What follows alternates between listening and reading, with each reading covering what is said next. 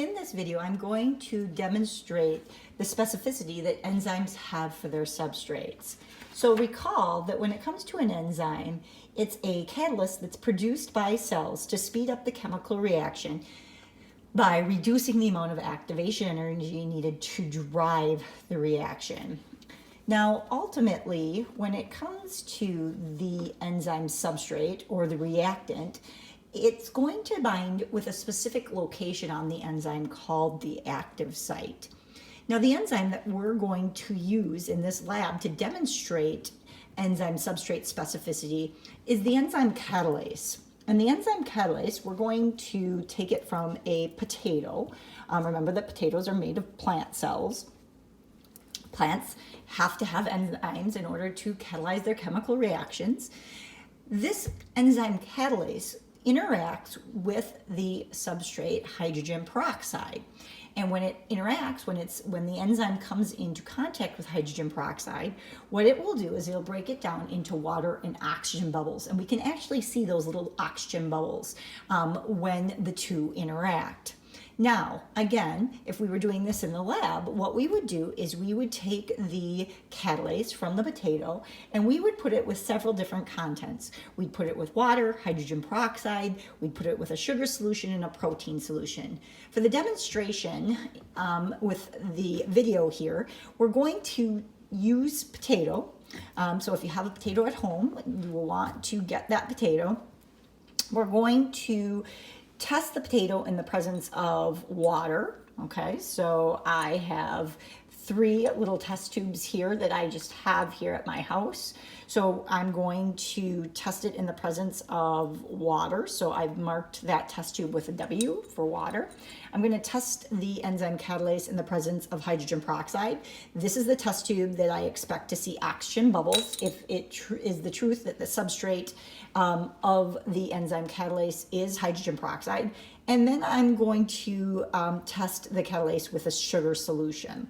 So what you will want to do is get a couple of little containers. Again, if you don't have test tubes, that's fine. You could do this in cups or small little plastic Tupperware containers, kind of whatever you have in your kitchen.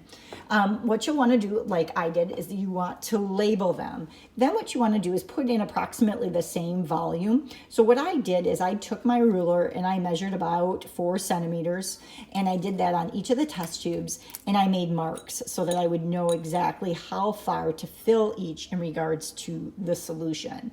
So I'm just going to put some water in the first one. I'm just taking water straight from my kitchen tap here. Okay, so I'm going to get some water, fill it up to about that little black mark, right?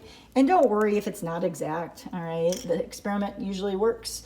It will tolerate experimental error. I'm just using some table sugar that I have, so I'm going to dump some of that sugar in. Okay, and so you can see if I hold this up, I have sugar in the bottom of that test tube. And again, what I'm going to do is I'm going to dissolve that sugar in some water. So I've got some water out of my tap. And again, I'm going to give that a shake to get that sugar all sort of dissolved in that water. And then in the last test tube, I'm going to fill that one with my hydrogen peroxide. And again, this is the one that I ultimately expect to interact with my enzyme. So again, going to cap that. Now that I have my solutions all prepared, what I'm going to do is I'm going to take my potato, and this doesn't have to be very exact, but what I'd suggest is cutting the potato, and that's not, I don't want that to look either. Let's try this again. What you want to do is have sort of 3 little pieces that easily are going to fit into your container. So this is going to ultimately depend on sort of what you have at your disposal in regards to submerge. So I've got 3 pieces here. They're about equal size. And what I'm going to do is I'm going to put a piece in each of my little test tubes. So I'm taking a piece and I'm going to put this in the one that has this sugar on it. And you can see that I'm going to submerge it and kind of give it a good swirl. Let it sit down in there. And I'm going to take a piece and put it in my water test tube. Again, give it a nice little swirl. And then the third piece, right, I'm going to put this into the test tube that has the hydrogen peroxide, close it, kind of tap it, and give it a nice little swirl back and forth. Now, one of the things that we are going to look for in each of these test tubes is whether or not we see the presence of oxygen bubbles.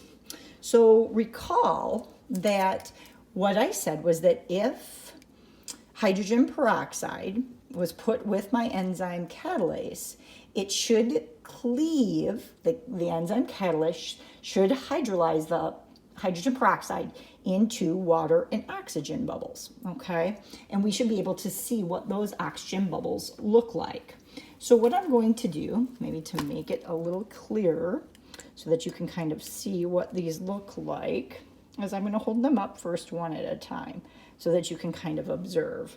So notice in this one, if we take a real close look, there really is no activity, okay? There are no oxygen bubbles that are apparent, okay? And that's in our water only. In our sugar, so sort of our glucose sugar solution, again, notice that there's really nothing that's happened, right? So if we look at these, two and we compare them, they're pretty much the same. So no real activity in the water or the sugar solution. Now, if we take and we look at our little potato that's been put with our hydrogen peroxide, notice the amount of oxygen bubbles that you're seeing in the test tube. So these that you're seeing up here, those are all of the oxygen bubbles. So again, the enzyme from the potato cells, when it comes into contact with the hydrogen peroxide, it's breaking it into water and oxygen, okay, oxygen gas. And we could actually measure that quantity of how much oxygen gas is being produced. With this experiment, we have demonstrated this concept of enzyme substrate specificity. You have to have the right enzyme with the right substrate, or you will not see that product, right? And in this case, the product that we're looking at and we're measuring are those little oxygen bubbles.